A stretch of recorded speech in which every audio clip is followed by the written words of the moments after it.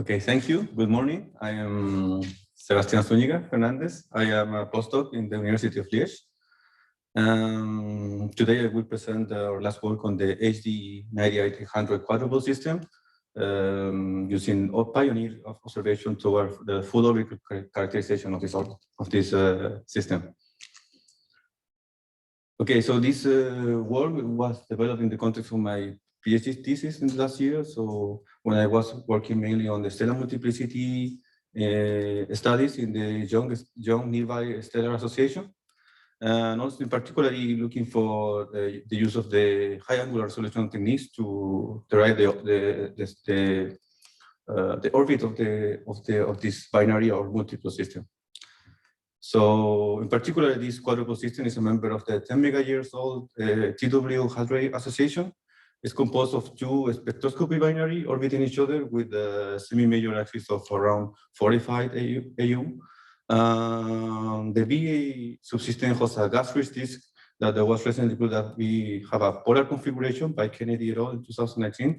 So polar configuration means that the disk is perpendicular to respect to the orbital plane of the host binary, or the inner binary in this case.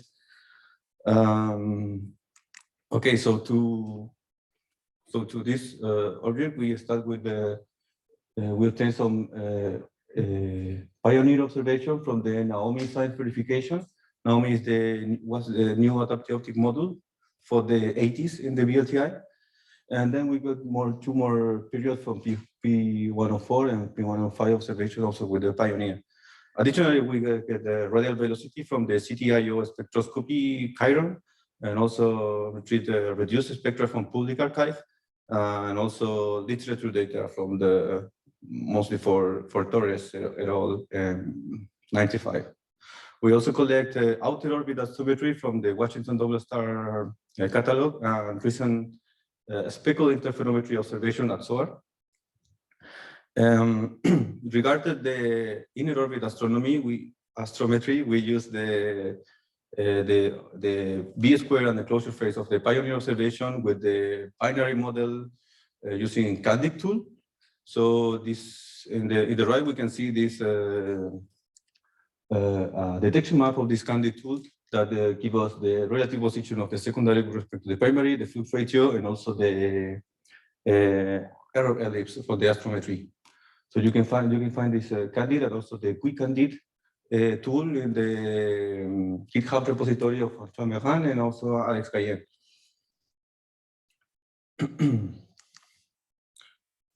Okay, then we use this radial velocity and the astrometry from the pioneer to make a joint orbital fitting of the both inner subsystem. So first for the B subsystem, there was already a previous resolved orbital solution by Boden et al. In 2005 using Keck interferometry data and Hubble Space Telescope astrometry and the radial velocity from Torres 95. And with the addition of our two astrometric points from Pioneer and the new radial velocity, we improved a lot the orbital solution of the system, mainly with this orbital parameter that highlighted here. So then we get close to the 1 order of magnitude of improvement of the given the new astrometry and the new constraint that gives for the high precision of astrometry for Pioneer. So given that this is a SP2 system, so we can, with the joint fit of the radial velocity and astrometry, we can derive the dynamical masses of the system and also derive the parallax of this binary system. Regarding the A subsystem, we astrometrically resolve and determine the orbital solution of the AB subsystem for the first time. Was previously resolved only spectroscopically by Torres in 95. So, but given that this is an SV1 system, we have to assume a distance to obtain the individual dynamical masses. So we take two approaches. We use the Hipparcos parallax and also or parallax result from the B subsystem orbital fitting as a prior distribution within our MCMC orbital fitting, and then to get derive the individual masses of the system. So both solutions derive from very similar results. We have the primary mass of around 0.9 solar masses and the secondary 0.29 solar masses. From the orbital solution of the inner subsystem, we also update the outer orbit solution. We determine a period of around 200, 300 years with a semi-major axis of around 50 and 70 AU. So using the N-body simulation, we show that the system should be stable of the around 1,000 of orbital period. Here there are two solutions, the gray and the light green and the light blue one. That's because from the astrometric solution from the 90s, they will not have any information about the uncertainty of this measurement. So we took the two extreme case of the typical astrometry error from that instrument, and then we can have a range of value of you can trust more or less this orbital solution of the outer orbit. And so when this outer orbit update, we make preliminary prediction for the transit of the disks in front of A, so this will be estimated around 2026. So this will be a really great experience, a great opportunity to characterize the disk with the back illuminating light of the A subsystem passing behind the disk. So it will be really important to keep following on and improving the orbital solution of this quadruple system so we can estimate really precise this transit in the near future. So comparing with the previous result, the design from our orbital solution was really compatible with the previous result from Boden in 2005 and also the Diparcos one. There is some parallel result from the early data release 3, but was the really high, was reported a really not reliable result, probably because it was not really in the taking into consideration the photocenter mesh with the FOS subsystem. The mass was compatible with the estimation of Prato et al. 2001. She used the diffraction limited imaging with the pre-main sequence evolutionary tracks to predict the masses of the system.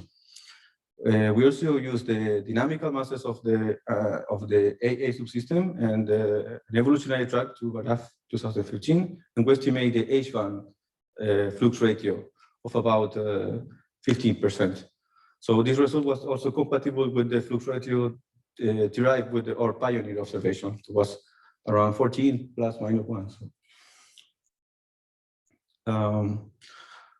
well, given that we have a orbital solution of any subcomponent of this quadruple system, we can determine the mutual alignment of this orbit. So mutual alignment can give us some hints about the formation history about this system. So we also prove the polar configuration of the disk with respect to the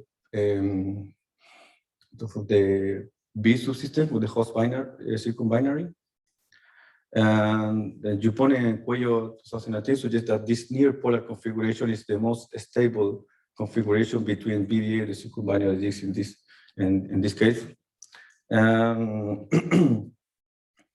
So the misalignment of between the orbital plane of the inner subbinaries and the high eccentricity of the B subsystem suggests a possible dynamical perturbation through the formation history of this system.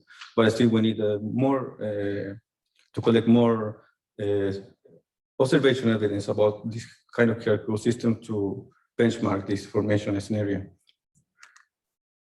So, some conclusion that we need still to improve this orbital solution. It's a really nice solution, but we still have some bias regarding the blended lines of this orbital of this spectroscopy observation, where they are mainly from the Torres 95 published work. So then we're planning to send some proposals for Criteris Plus observation. We already sent some for Expresso and Criteris Plus also, but we don't have so much luck. Really difficult to get time from those instruments. sorry. And well, the circumbinary disks are preferentially coplanar around short period post binaries, as we see in the last result from Sekala 2019. And for longer period, mutual inclination are found in a more wide variety of configuration. So determine more orbital parameters of mutual inclination between circumbinary disk and the host binary can help us to understand the dynamical scenario leading to this coplanar or polar disk configuration. Similarly, future monitoring of this hierarchical system can help us to get more statistical basis and trying to make more robust studies of trying to trace the dynamical history to formation this kind of triple or 2+2 quadruple system. So thank you. I'm welcome to your question and also any suggestion or idea about this quadruple system. And yeah, thank you.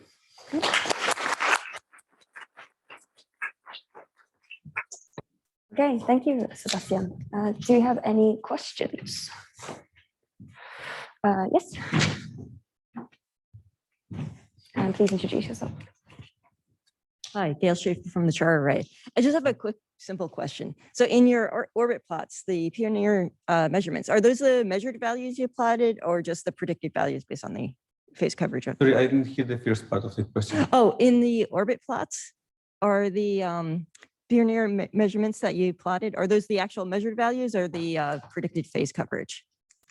And this one? Yeah, the red points, are those the measured values or the? Well, the red one are the astrometry measurement from the pioneer observation, and the black one are the phase coverage, but the key interferometry data. So for the case of B orbital fitting, we use the astrometry, we use the radial velocity, and also include directly the visibility from Keck in the orbital fitting process. So it's jointly fitted. So this is the astrometry position regarding with respect to this orbital solution of Keck. But yeah, we was included in the orbital solution. Yeah. Okay, great. Yes, Stefan. Yes, Stefan Gross. Yeah, really great results. Of course, it's quite a unique system with this polar configuration. And the big question is, how did this get into that configuration where it's now stable? So can you speculate whether, based on your preliminary orbit between A and B, the perturbation from the AA-AB component might be enough to tilt it into that configuration, or is that something that we just don't understand yet, how it formed? Yeah, I mean, it's not 100% clear, but also this Giovanni and where you work also speculate about that, and also the perturbation of the dynamical interaction between A and B could turn off this polar configuration, and then also prove that this configuration is actually stable in this kind of, given the eccentricity of the host binary, for example, and the configuration of the orbit. So compared to the Kennedy paper, how much did the assumptions now change on how the AB orbit is oriented? Is it still a similar picture as in the Kennedy paper, or is your orbit very different for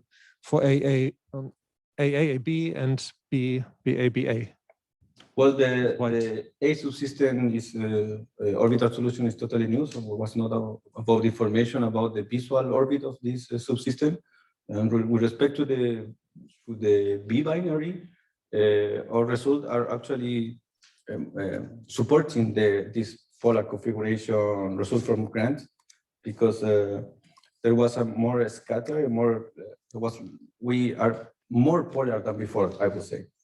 So then in the last result, it was polar, but by 4 or 5 degrees away. So now we are just almost in polar configuration. So well, to trigger the perturbation, I think the long 100 years orbit, right, is the one that really matters. And how much has that one changed? Sorry, I didn't get the last part. I can imagine widest orbit, right, of the quadruple or hierarchical system is the one that matters most to perturb the disk. And I think that's a sketch maybe from the Kennedy. Is that from the Kennedy paper or from your paper with this arc that indicates how the two binaries move with respect to each other? This is mine. This is from Kennedy. Okay, right. Okay. So in terms of orientation and misalignment, it's a refinement, but it's not completely different. Is that right? Or? Yes, exactly. Exactly. Okay. Yes, it is a refinement of the B binary and also Okay. from the outer orbits. Okay. Yeah, but it's nothing far away to what was Thanks. expected. Yes. Okay, unfortunately we're out of time, but let's thank Sebastian again. Thank you.